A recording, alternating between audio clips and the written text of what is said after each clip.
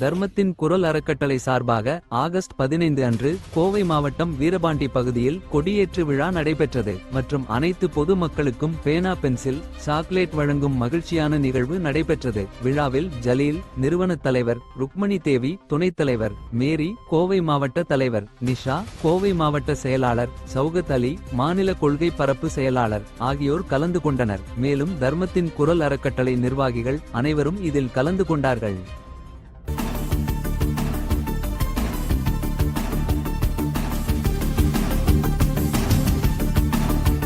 உதயம் நியூஸ் செய்திகளுக்காக ஆசிரியர் சௌகத் அலி. தினசரி செய்திகளை உடனுக்குடன் தெரிந்து கொள்ள உதயம் நியூஸ் செய்திகள் சேனலை சப்ஸ்கிரைப் செய்யவும்.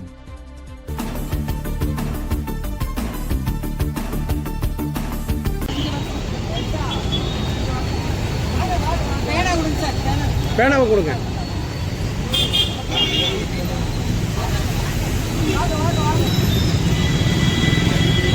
வாங்க